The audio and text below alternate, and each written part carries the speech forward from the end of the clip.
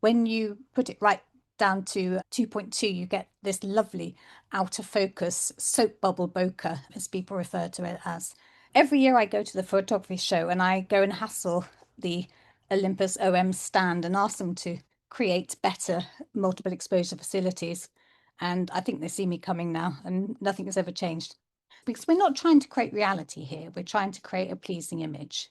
So if those trees aren't in exactly the same place, nobody cares. It's all about what works well for you.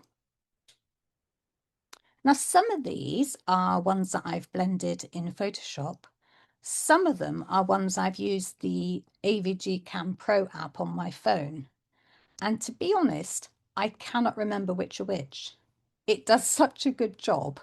So if this is something you want to achieve, download the app. When the only sounds are muted bird song and the occasional drip from mist-shrouded trees, the busy world becomes still and calmness descends. No, not at all, actually. No? I chose one image and I printed it in different way or different types of paper.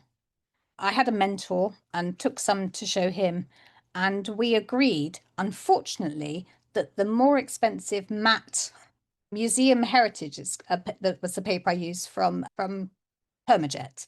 So it's slightly textured matte, and it just made the pictures so much, it just gave them so much more depth.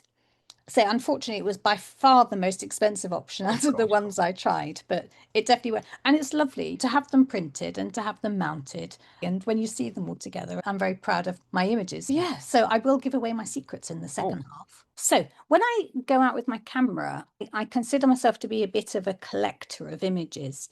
So I, it's not very often I go out and I take photos which are going to stay as they are. So I would collect bits that I'm going to add into other photos or all that sort of thing. So I collect all these pictures of things which in themselves aren't great pictures, but you know that they'll work in other images.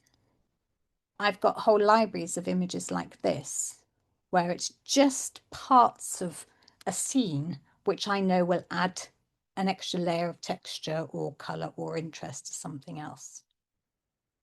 I do admit to having cut some of my cat's fur.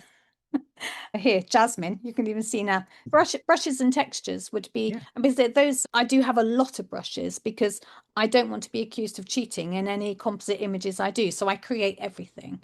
So if I created say for example, I did some last year, I photographed some hares in a local wood, and I create the backgrounds to put them in.